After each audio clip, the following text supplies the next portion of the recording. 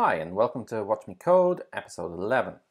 So last time we left off, I said I was going to write some more tests in the interim, in between, and part of the reason is most of the test writing is kind of fairly standard stuff, and I thought I'd just briefly review the tests that I wrote and what effect that had on actually fixing.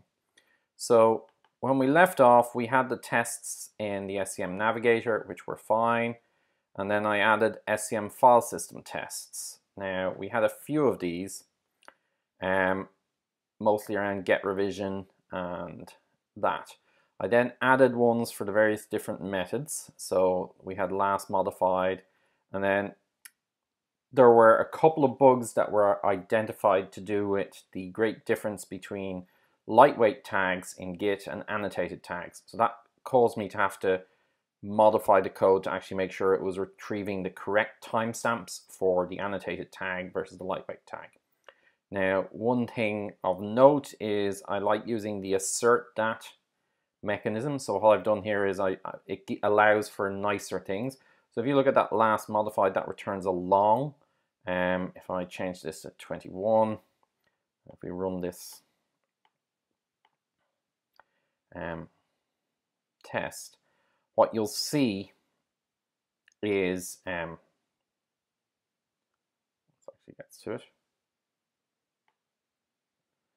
is once it fires up and runs the tests, we get expected timestamp of Tuesday 21st, but was timestamp of Monday 20th.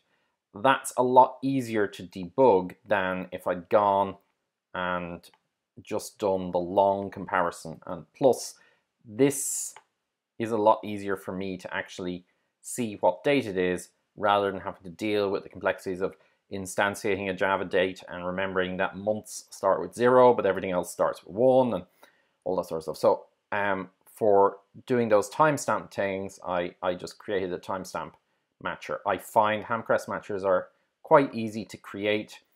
And as long as you have a describe to and a describe mismatch, everything becomes really nice. So that's kind of that. Then I noticed that there was a method I hadn't implemented, which is kind of handy for SCM file systems, and that is the ability to get the list of changes in between two commits as a changelog. So I'll take through that, roughly what we did there. That one is a more complicated method. So what I did for that is I just went and grabbed two changelogs in the correct format, and then we don't actually have to compare that it's byte for byte. All we have to do is compare that when we parse the changelogs, we get the same result. So what we do is we use the changelog parser.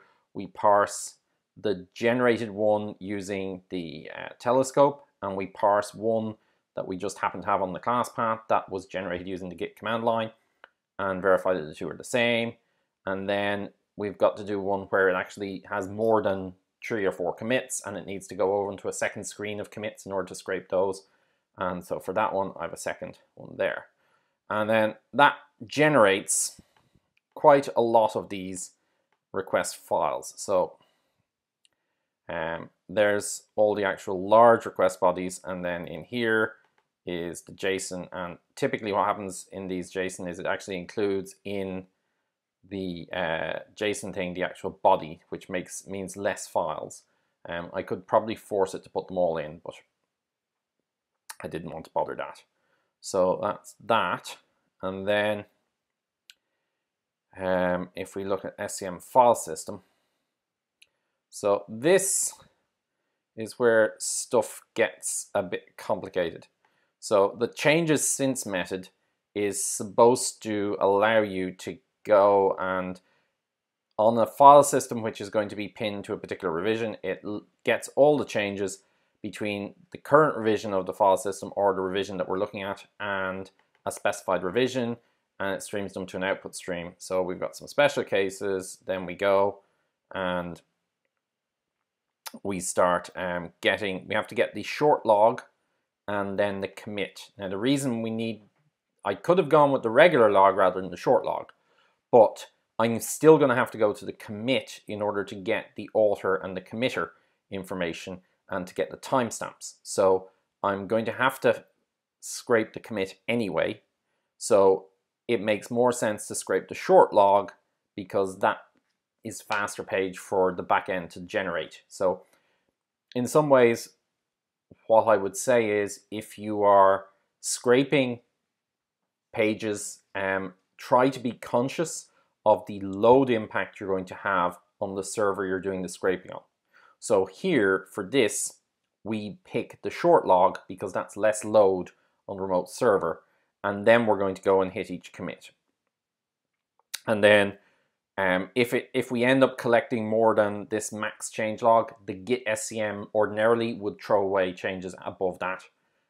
So that is, I think it's like, currently it's 1024, which is a massive number. But anyway, so we only collect up to 1024. We have to move on to different pages as we move along, and then we parse each page, grabbing out the commit ref, and then we go and we get the commit, and then from the commit we then parse out, and we have to now format this in the format that git SCM expects, which is commit h new line tree new line parent parents new line author name author email the author date new line committer that, and then we've got to wrap the actual commit message to 72 columns indented by 4. And then we have 2 blank lines, and then we continue. So that's the format we've got to actually commit in. And so what we do is we parse out the bits of information. We do some date mungling to parse the RFC dates and turn them into ISO format. And then we have the great fun of taking the message and pulling the lines together, keeping paragraph breaks, and then wrapping them out again, which gives us as close as we're going to get. And the HTML message is, it may slightly garble the HTML message, but the Git tooling anyway is going to garble the commit message with this kind of formatting anyway. So it's doing approximately the same thing as what the Git does. And then we write each record out, increase the count, and we keep going. So that's kind of how that method works. And if you're interested, by all means, look at it, but it's not really that great an interest from my perspective for what I think. So some interesting bugs. Oh yes. And then the last pile of tests I added was the git SCM file tests. So again, these have the same thing. We have various constraints. In this case, I'm like, okay, get the root, and then just verify that we've got all these files, and then we're doing the same in the subdirectory, and then checking types of things to make sure they're being identified correctly. If you go for a child file, just make sure that actually returns the appropriate information. And that's enough. We haven't implemented the last modified. So ideally, if I were to implement last modified in some way, shape, or form, we'd get that. But the problem I'm having is if I go with the tree view, it's very hard to identify the last modified on any of these files immediately here. What we could do is we could use the history page, right, and just pick the first date. But even that isn't giving us the actual information we want, because it's just giving us the year. It's not actually giving us the day. So what we'd actually have to do, if we want to get the last modified of that git attributes, we'd have to go fetch the history, then we'd have to fetch the first commit, and look for the commit diff on that one, and then hopefully that date there is the actual date that it was modified. So what you're looking at is you're saying, okay, let's go history, first one, fine.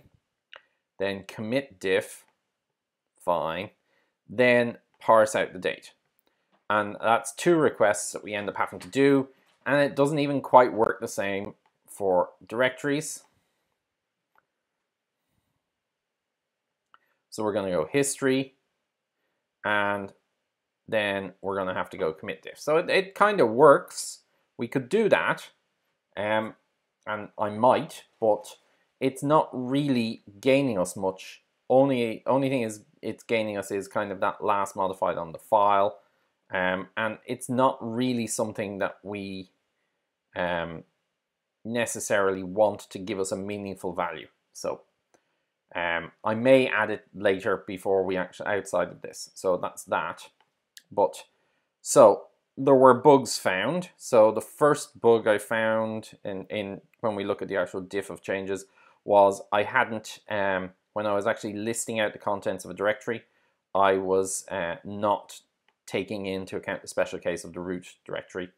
The second one was so I was looking at these trees. So when I built this and I went inspecting, you'll notice this is td class list, a class list. And so what I'd done is I'd said, right, table, tree, tr, td list, a list. But what it turns out is this guy, the directories, don't have that class. So when I was getting the list of files, I was just getting the list of files and I wasn't including any directories. So what I've had to do is I've had to change that to scrape the correct thing. So this is the benefit of testing. When we actually test with real data, we see that we're missing certain things. And so that was that. Another special case I found was once we're actually inside here, it's returning the special directory ... So we need to exclude those. Other than that, this seems to be working okay. And again, we have that A list versus A. So that was one set of bugs there. We had then the last modified for tags. The last modified for an annotated tag is actually the object, the tag object's commit date. Whereas a lightweight tag is the last modified for the commit on the head. So that difference was one that I had to do. There's the changes since method. And then again, we're doing this annotated tags. I probably could refactor this out a little bit. I just haven't done that yet. And then again, we have that same last modified, but this time it's got other things that it's trying to do. So get revision, we have to do a dancing game, as I call them. And then for get revisions, we have to do more jumping around again. So here, what I'm trying to do in get revisions is we need to actually get, what I want to do is I build up the tag revisions, because when we list, so one of the nice things about the tags page is it actually gives you a link to the commit and to the tag object. So I don't know if you can see, but like in the actual link, it actually shows you the commit hash with that h equals. And so when we're scraping this page, we actually get the commits. When we're scraping the heads page, it doesn't give us the actual commit information. So what I have to do with the head, with branches, is I have to make a request to get the commit. But for the tags, I don't have to get the same amount of information. And since I have to do on an annotated tag a different getting of information to get the timestamp, it is more efficient to capture all the tags and then resolve revisions appropriately. And then that way I can get the timestamps and create them appropriately. So that was kind of there. And that's basically it. That was all the changes. So that's that. There's one feature I want to add to the code that is kind of a little piece of fun. All right, so what it's useful, but it's also a piece of fun. So when we look at the organization folders that we have, you'll notice these guys have custom icons. And where are these custom icons coming from? Well, the answer is, for the ones that are GitHub organizations, that's actually the organization icon. And it becomes handy because when you've got a lot of teams or a lot of organization folders, allowing people to quickly navigate, it can be a lot easier for people to just click on the image that they're after rather than, so it allows people can visually identify things a lot better if you actually give them a visual indicator. And so what I want to do is when we've got this, we want to be able to like let the Maven project have its own icon, let the Tomcat project have its own icon, and that way they get a little bit of branding there. When they browse in, then they get all their repositories and so on. So that's kind of the feature. It's not important in any meaningful way, but it shows some interesting things, and there are some aspects that are important for Apache that I wanted to highlight in terms of this. And when you're starting to fetch external resources, you need to start paying attention to some of those aspects. So what we need in this case is we need to say, okay, we're going to have to supply some extra information about that. So like, what is it that gives us this information here? The answer is we have this avatar metadata action. So if we attach an avatar metadata action to the navigator, it will display the avatar instead. So all we need to do is have return an avatar metadata action that has the appropriate bits overridden, and I'll show what that's about. And then that gives us that. And there's another one while we're at it. And this is object metadata action. And this allows us to give additional information. So like when we're looking at these, like the object metadata information allows us to say, oh, hang on, this is a demo repository. Now, I can't remember if the organization folder gives you that object metadata currently. If it doesn't, it can always be added later. But what I'm thinking is the nice thing would be for us to allow us to configure at the organization level. And we would just add in a trait that is like, when we add that trait, it just says, okay, I'll attach an avatar and I will attach a description. And by doing that, we then get the ability for those avatars. So let's just do that. So we're going to have to, in order to do that, we're going to have to override some methods. So let me close unmodified, open this guy again, and I'm going to need that one in a sec, but I'll explain why. So let's hide that. So we're going to have to override a method or two. So if we override retrieve actions, this is the only method we actually need to do. It currently returns an empty list, so that's okay. So let's go with list action result equals new array list return result. This gives us our placeholder, and now what we want to do is we need to get ourselves some way of getting the information. So I'm going to go here and I'm going to say navigator context with traits. Let's go with context. And now, so this is allowing the traits to decorate the context. And so now we're going to put some fields on the context, and those fields will then decide whether we populate things. So private string avatar Earl, private string now.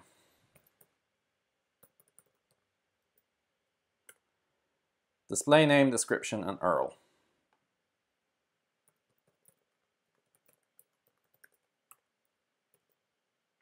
Well, you know what? Private. No. Private string.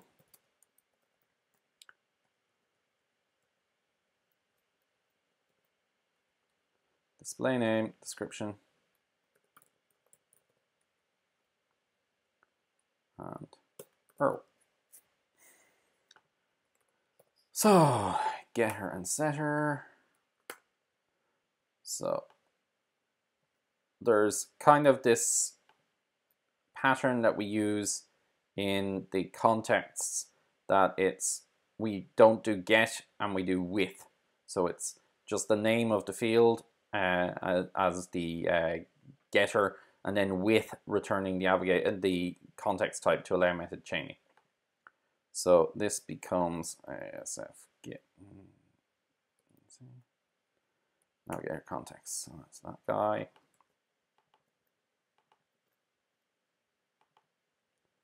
This allows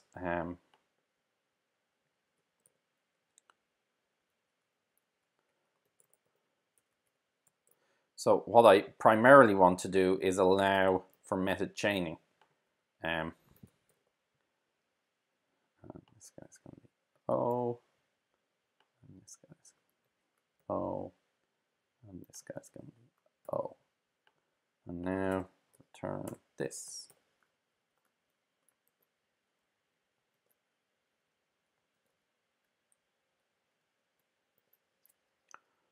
So that's those, and let's go back here. If context dot avatar Earl, right, not equal to null, result add new avatar metadata action. So we have to, we'll have to do some overriding of stuff. So get avatar image of, and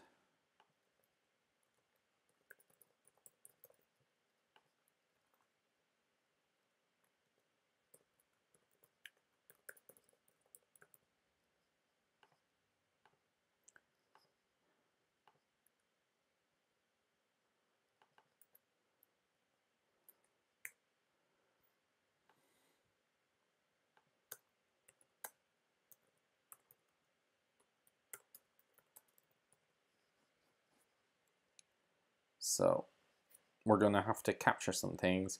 Now we need to get the image of. So there is a privacy concern that we have to be aware of. So when we're displaying, and this is kind of the important piece, when we're displaying this icon, we're making a request for the URL that we provide from the context of the user's browser session. So the fact that I'm accessing this here is potentially leaking information about my browser session to the server hosting that image. Now, in the case of GitHub, I'm not particularly concerned. But if it's some other third-party place, or if it's an URL that somebody happens to have, you could end up using that to capture information, or potentially to get some way of trying to get a XSS attack and various different things. There's all sorts of little things, but even just a privacy implication. The Apache Foundation doesn't really want to be going and concerned with leaking, with having images that are being displayed that are leaking privacy information. And because that's a common concern for SCM API, we actually include an API whereby the Jenkins server will make the request for the image, will store in a cache that image, and then serve up that cached image, so that only once an hour will there be a request, and so you've no idea how many people are accessing the Jenkins page and seeing that image. And if the image isn't available, what that API will also do is it will generate a placeholder image that looks like an alien space invader and serve that until such time as the actual image is available. So it kind of gives us a lot of things that we want to do for that. And to access that,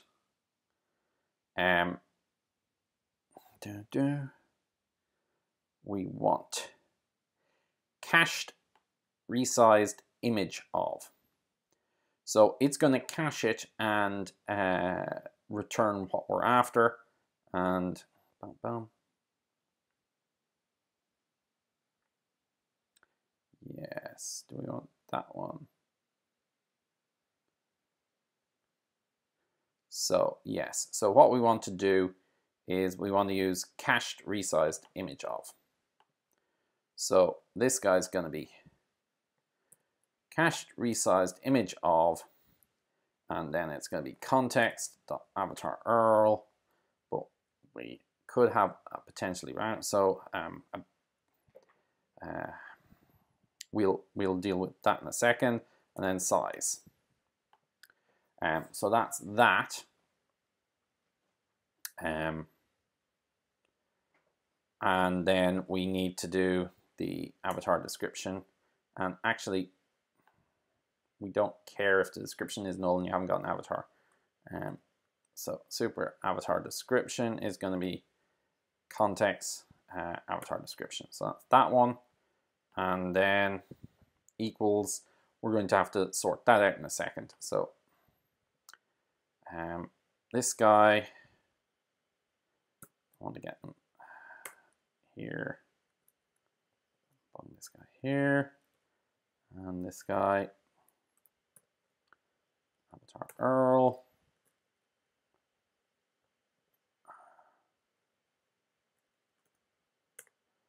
and then refactor, convert anonymous to inner, ISF avatar. Okay, and move these that way. So it becomes this one. Let's jump here and let's generate equals and hash code.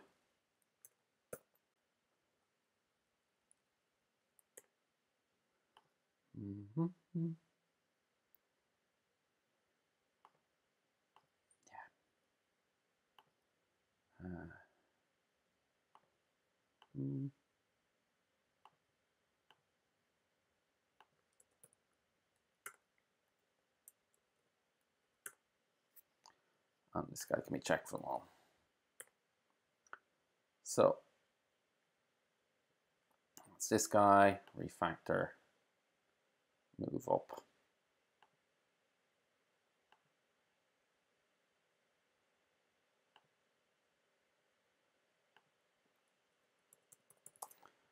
So that's that one.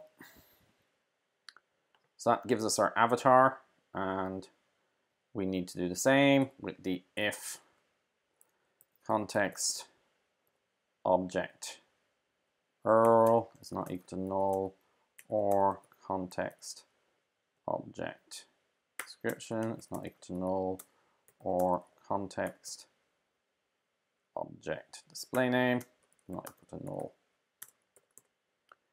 Result, add new object metadata action, and this guy, at least we have the actual one we want, so it's object context display name context object description context object URL. So that's that one.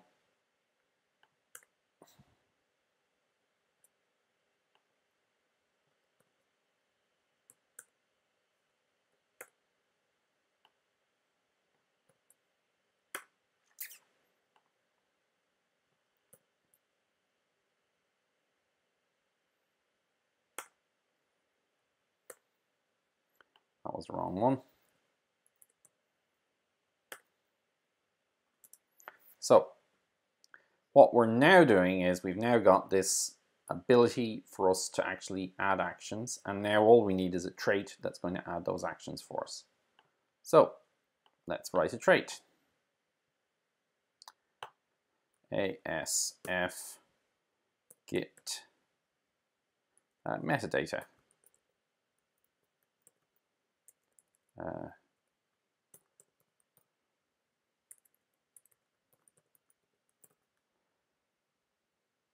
SCM navigator trait.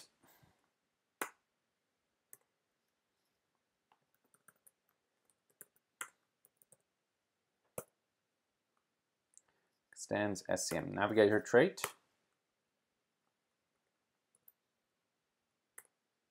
We've got a public constructor, data bound constructor, and now we're going to need these guys.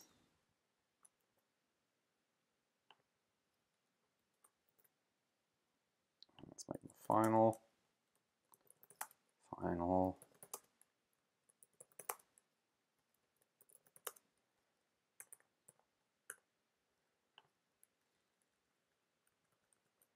So that's that. We need getters for URL form binding, and we need to decorate context. And so here we go context.width,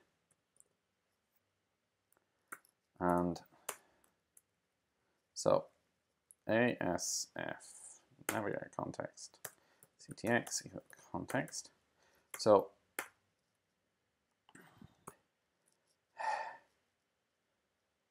you are allowed to assume that as long as you've got the navigator descriptor trait descriptor saying get context class, you're allowed to assume that it is that particular context class. So we're going to put in place that public static class descriptor extends SCM navigator trait descriptor. Now this is where the fun starts. Yeah, that's fine. And we need to go with, so the ones we need to do are meta display name and context class and navigator class. So if we override those two, we'll get the appropriate bits we're after. And then we need an @ extension. So context class is going to be ASF navigator context class, and navigator class is going to be ASF navigator class, and the display name, message is good. The display name is going to be specify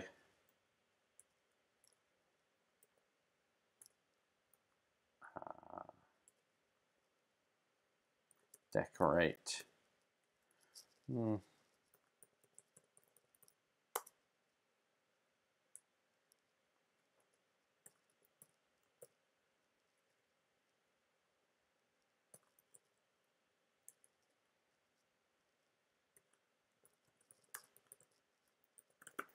project. Specify project metadata code refactor. So display name. There's that one. So now we go at ctx.width avatar URL width avatar description width object URL width display name object display name width object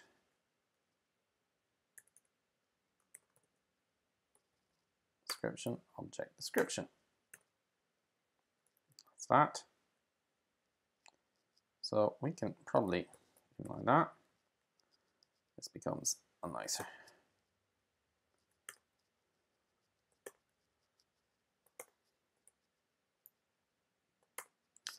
So that's our trait, and now we just need to actually give it some decorations.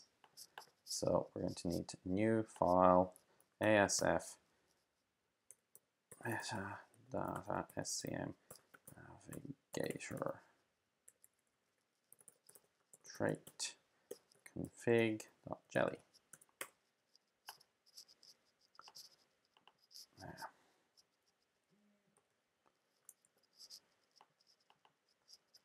Put this in here.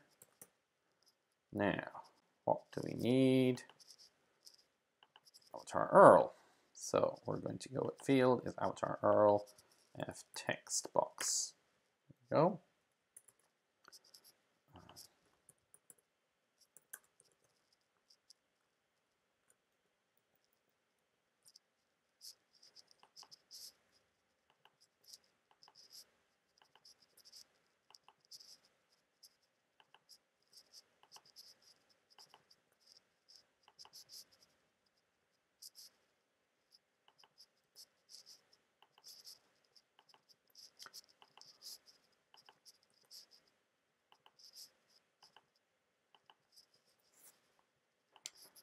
So that's those bits. We'll need help files for NAS, but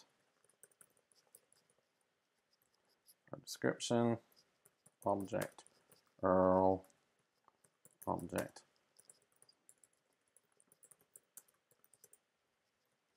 and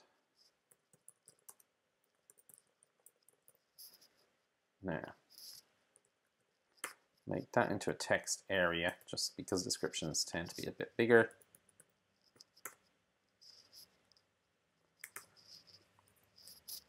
And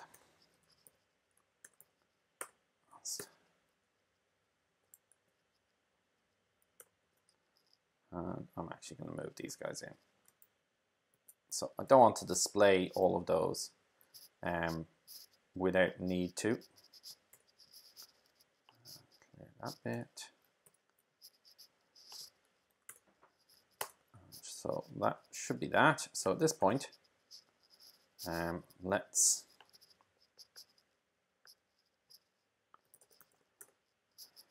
beyond HPI, see how we did.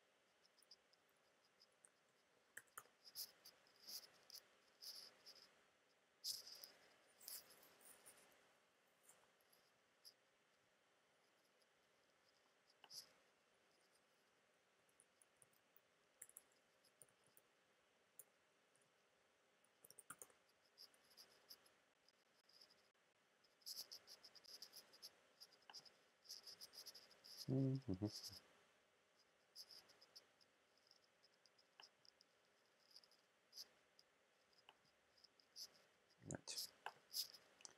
Copy link address. So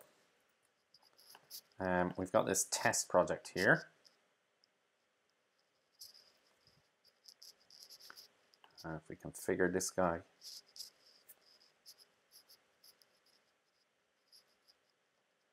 so we should be able to add specify project metadata.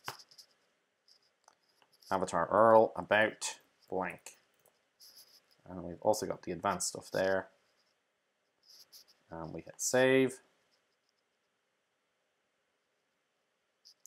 And that should now be doing the scanning.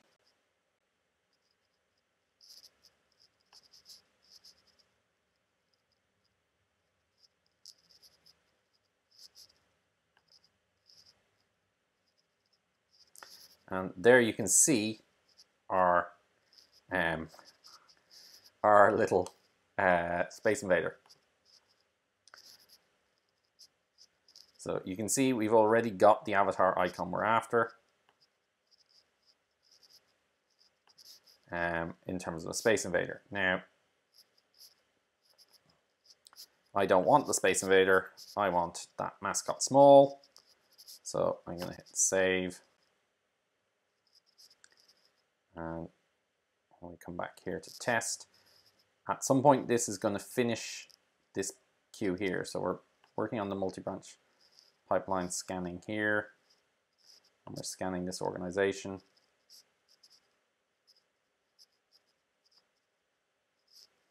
And we're checking the branches for archetype and so on.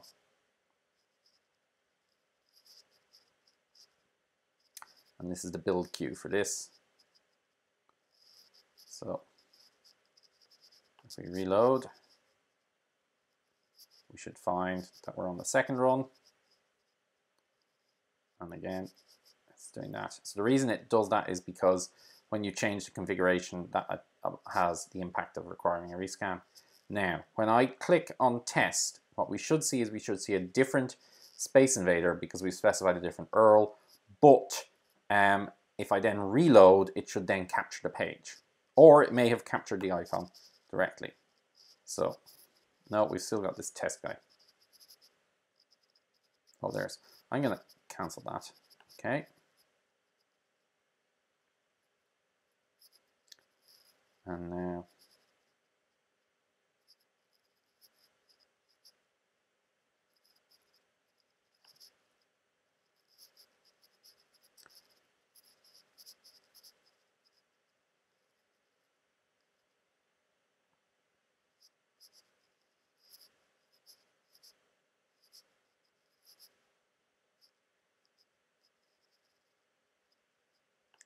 That should interrupt.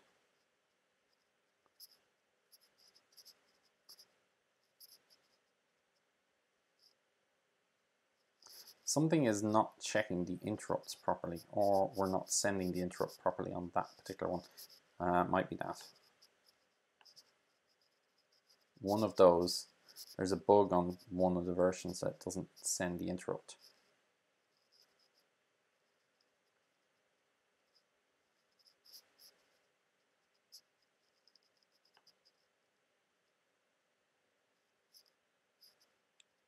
Okay, we're now doing the second scan.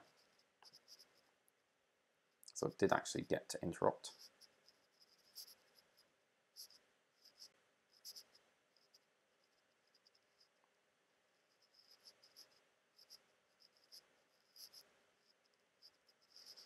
Now, we hit test, different space alien. And now if we reload the page, it should. Why is it not caching that guy? At least it's giving a different Space Invader. There we go. It's cached it, and there is our little Maven mascot. And so if we look here, we can actually see the Maven mascot, and we then have that. Now, there is one thing that I want to tweak, and that is, yes. Okay, right, I understand now. So, I know what's going on. We have here, there is one last thing we need to do. String utils trim to null. Empty strings is not blank.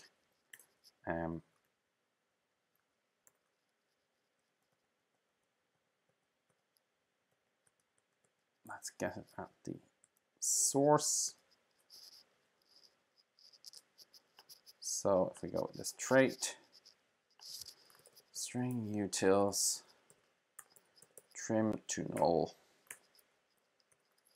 So we just want to trim to null all these guys. So the reason being then when and now.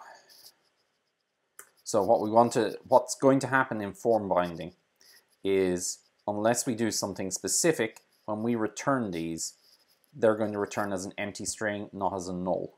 Now there are annotations we could use, but I find it is usually better to actually be explicit in your constructor and define it that way. So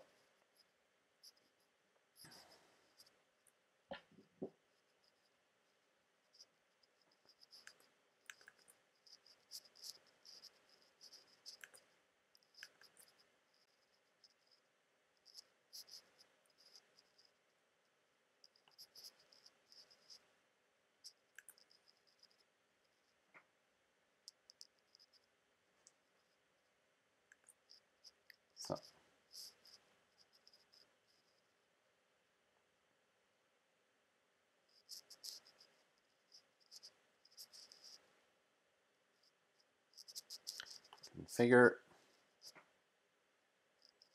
So we've still got that avatar, but bear in mind when we submitted the form previously, we had those empty things. So I'm going to leave that one empty. I'm going to say https maven.apache.org, Apache Maven project, and just because we can,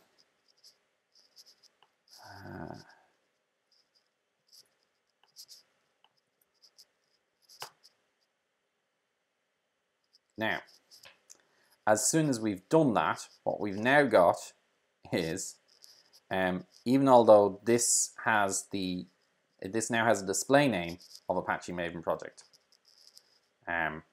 you'll see, and the folder name is test, but this display name is now coming from that object metadata. And this guy here, we get the description coming from the object metadata, and so we actually get the Apache Maven is a software project management comprehension tool when you're hovering over that. So that gives you the metadata. It is actually being used. There should be, we could even add a link to the sidebar that allows you to jump to the particular project if we wanted to add other additional pieces of metadata. So that's it. As far as I'm concerned, this is now at the point where all that's left is to go and put in some Java docs and put the Apache license headers on all the files, and then get it uploaded onto the Apache Maven build server.